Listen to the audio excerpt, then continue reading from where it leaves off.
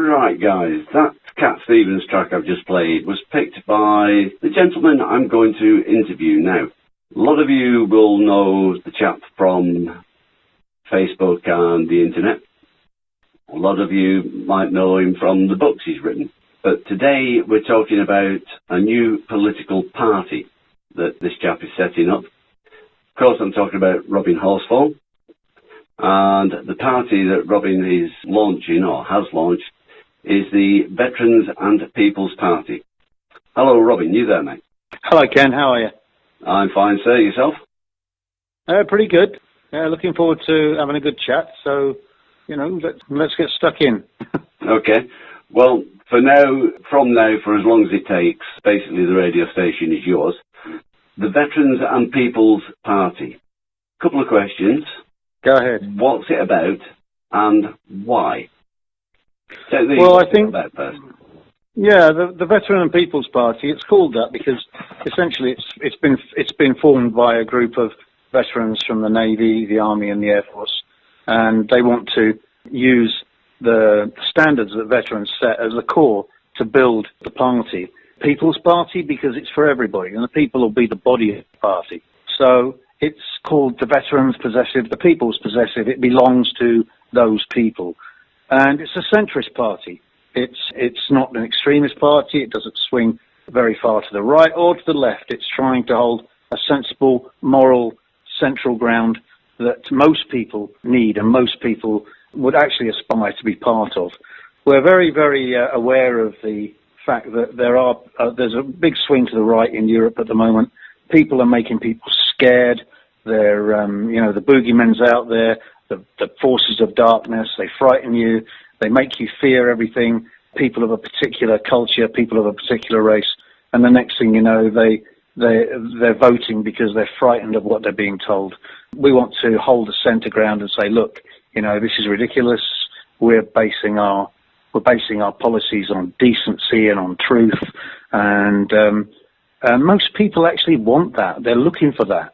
You've got the big parties who are telling everybody what they think they want to hear or what they think is going to get them votes, or telling them nothing at all. So people understand that they're being lied to, and they feel frustrated because there's nothing they can do about it.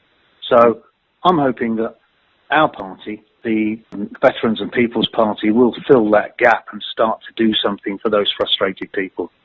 Well, yes, there are lots of frustrated people out there. Hold your hands up if you are frustrated.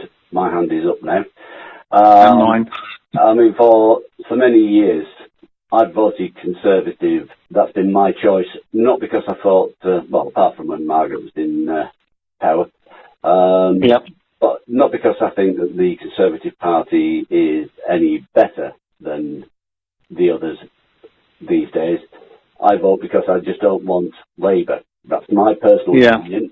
We're all, we're all entitled to a personal choice. That is my choice. I suppose that what I'm saying is I vote for Conservative as the best of a bad bunch. Yeah, I think that's where many people are coming from. That they're choosing the lesser of two evils. Yeah. And they don't feel that voting for a smaller group or following a smaller group is going to give them any form of control or any form of say. And so they vote Conservative because they're frightened of Labour. And that's sad on the behalf of both parties. You've got the Conservatives, and Conservative actually means keeping things the same, keeping the status quo, allowing the rich to get richer and the poor to suffer. And Labour are extremists, swinging so far to the left. They're supporting the prosecution of soldiers who served in Northern Ireland 45 years ago on behalf of Sinn Féin. Their leader is an old pal of Gerry Adams and Ken Livingstone. So that's what people are frightened of. So they're going to swing the other way. And people are saying, well, how is voting for you going to make a difference? Well, it will make a difference because initially when you're a small embryonic party, what you need to do is you need to get votes at the local level. You need to get people into local councils. You need to start to affect the balance of the votes locally and at the lower levels. And when you do that, people start to get concerned about you, the press start to pay attention to you, and you start to get leverage. You get leverage at a local level. You get leverage when the general elections come along because you may have enough votes in your small party to swing the vote one way or the other. And then people start to do deals with you. Then your agenda gets on the table. Then you start to have some kind of influence or power. And that's, that's where we've got to get to. But we've got to get there by making people believe that we are the honest players on the field. We're the people that are telling them the truth, and we're the people that are going out there and representing the poor, the elderly, the unemployed, the people with no skills. And we've got ideas that we want to put forward in our manifesto in September, which actually address these problems in some depth. Okay. Look forward to the manifesto. You said September. The party itself, you're the leader of the party. How, no names, no pack drills or anything else like that, but how big a group of you are there? You said predominantly ex-forces personnel, Navy, Army, Air Force. How many is the party at the minute? Well, at the moment, we've got a central committee or board of about 12 people, and we've got staff of about 30 people, all volunteers, all working for free, all working because they believe in our agenda. They've been online today. They've been building web pages. They've been answering emails, building the membership and pushing things through. Our priority right now is to raise our profile, build our membership, get people on board so that we can start to come, attend rallies, attend meetings, go and speak to breakfast clubs, get out there to the veterans organizations and continue to build that momentum. So memberships today are going to be what is going to create the memberships tomorrow. And that's our priority right now, while we've got a team of 4 people actually working on our policies and manifesto, because it's all very well having ideas, but ideas are cheap and actions are hard. And when it comes down to producing a manifesto, people are going to start asking the hard questions. Where's the money going to come from? How are we going to afford this? What's the practicalities? Have you really looked into this in any great depth? And so I've given the team 12 weeks to look into it in some great depth and put something together on paper so that we can answer those tough questions. Okay, so 12 weeks' time, we're going to look for, hopefully have the updates on how it's going to happen. That's right. I'm going to be putting more material out there between now and then. Yeah. I don't want to lose the momentum that we're starting to gather today. I'm going to be starting to put the ideas out there, but I'm not going to put the answers out there until we can actually publish our manifesto, put our copyright on it and say, that's ours, they're our ideas. Because we put it out now, someone will jump on the bandwagon and say, oh, that's a good idea, we'll make that our policy instead, and I don't want that to happen. No, totally understand where you're coming from on that. You want it to be fresh, you want it to be new, you want it to be the Veterans and People's Party manifesto. Yeah. So you're going to play your cards close to your chest until September. Yeah, for a while, yeah. Yeah.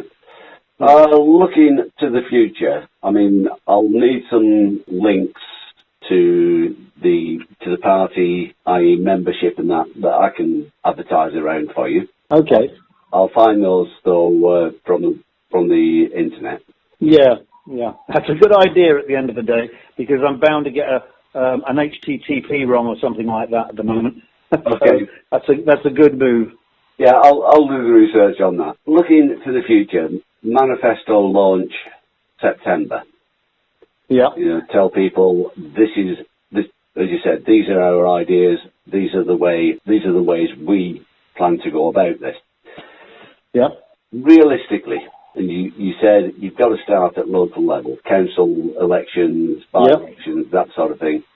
Realistically, when do you think the Veterans and People's Party will be in a position to challenge an election? There's been some around the country in recent weeks. They crop up. What sort of timescale would you say you're looking at before you're able, even if it's only one council election somewhere in the country? Yeah.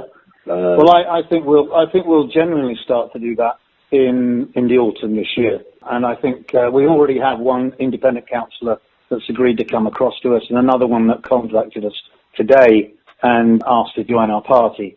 So that's one already in the box, and one that's very interested, and that's on the first day.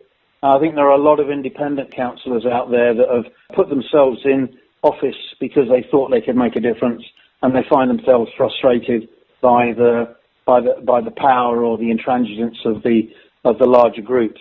Yeah. And so they get into a meeting and it's almost as if they're not there. So they're frustrated, and so they want to belong to a party that's going to support them at every level.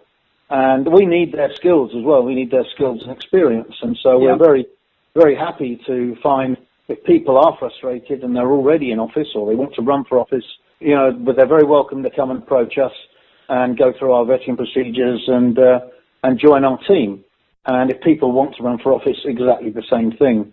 So, we're open to everybody initially. We want people to come through the door. If they don't always agree with everything, with what we stand for, perhaps we can change them. Perhaps we can educate them. Once we get the time to convince them of our ideas and show them the way forward as we see it. So our doors are wide open to everybody right now.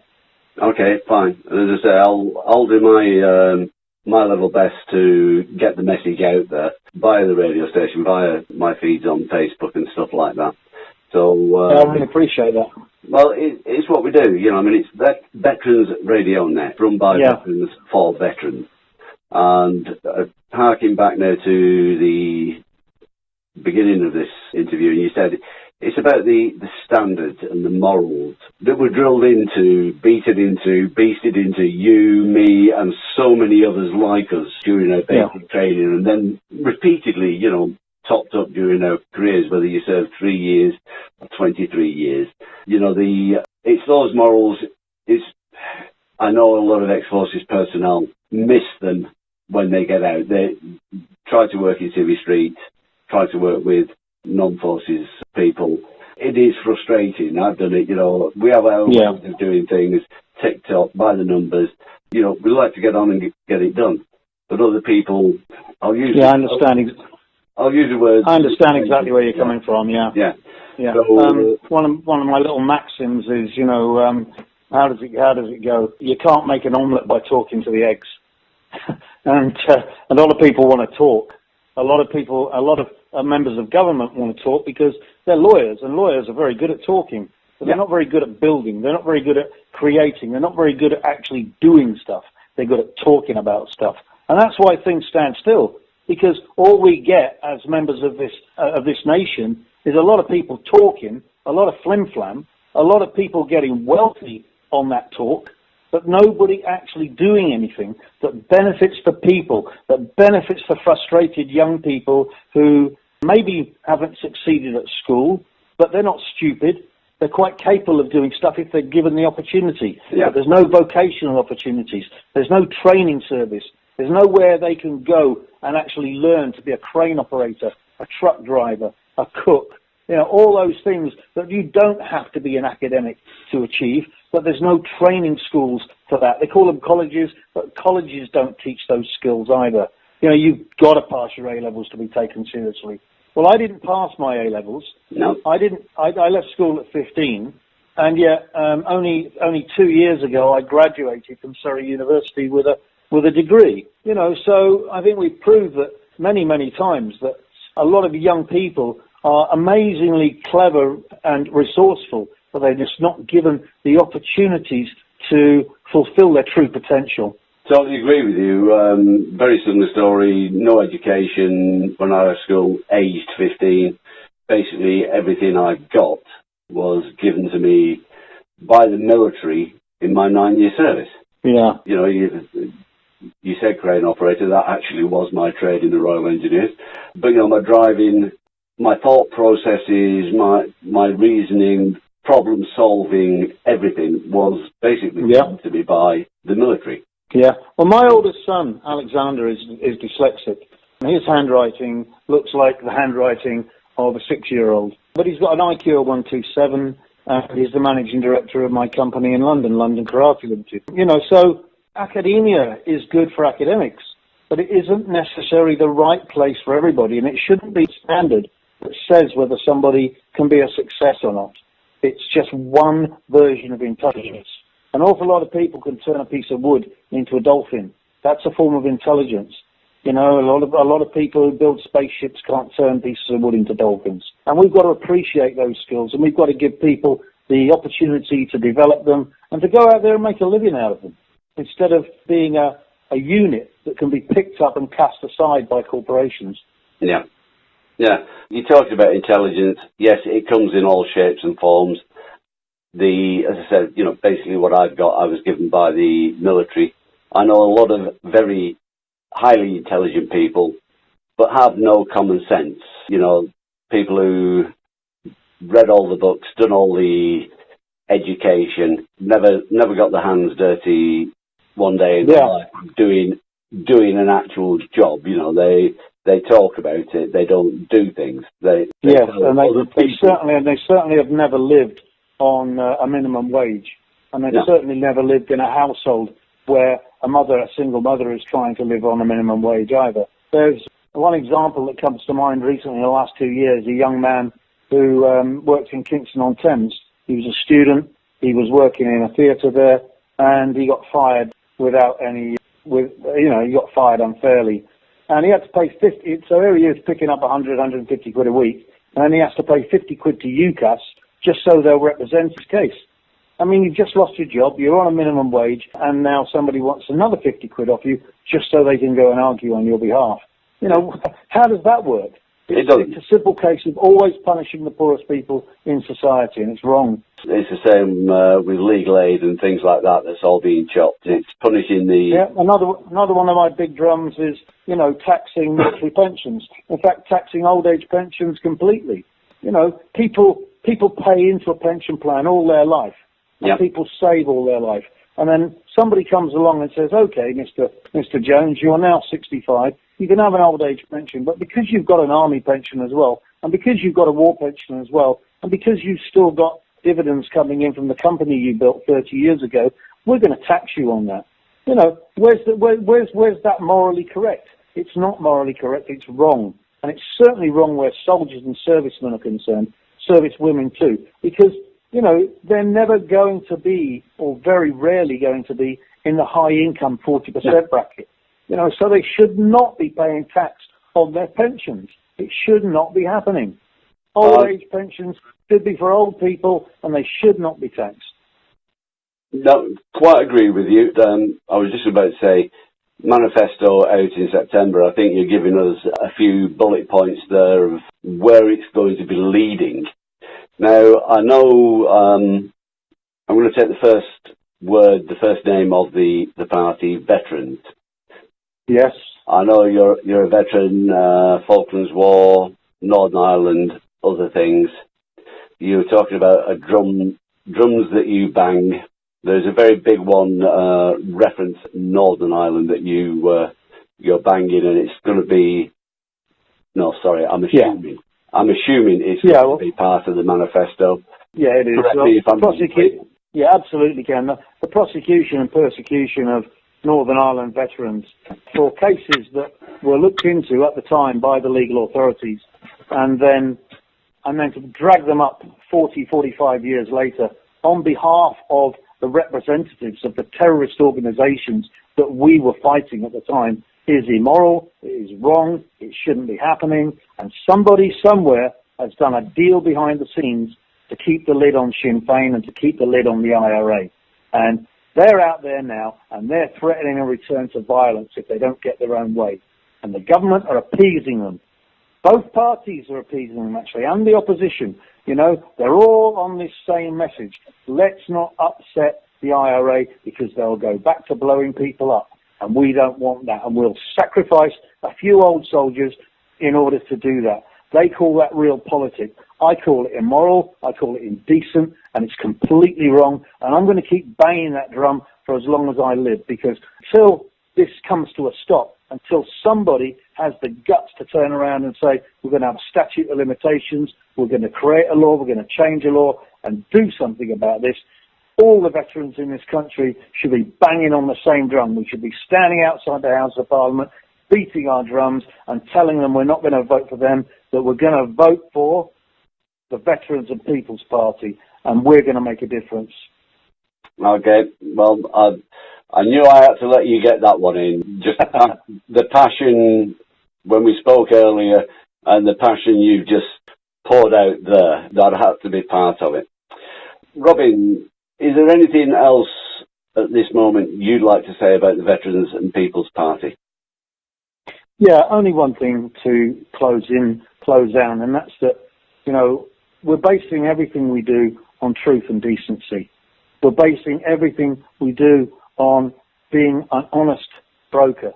You know, we're not going to lie to the people. We're not going to tell them what they want to hear. We're going to be honest, and sometimes we'll make mistakes, but people will know that we're making honest mistakes, and we are trying to tell the truth all the time. That's what I want to say about that. Okay, well, that's you've said it, and people will be listening to this, and it will be played out again, and it will also be going out on Facebook and spread around Facebook, so your message is getting out there more and more. As I said, Robin, I'll do a bit of research on the internet. I'll get the contacts for membership and that for the party, and I'll repost those as well. Mate, yeah. I total respect to you and the group you're with that are setting this up. Total respect. I wish you all the luck in the world, and if you've got anything else you want to get out there via the radio station, please. I mean, it's your radio station. You're a veteran. It's Veterans Radio Net. It's yours as much as it is anybody else's. So please, please use the station. Contact me. Put something on the Facebook page for it or whatever. I'll contact you. And as you grow, as you start to build and put some shape to the party that you want people to know about, please let us know, and we'll help you get the message out there. Okay, Ken, will do. Thanks for doing such a great job. Oh, right, you know, it's for me, it's payback.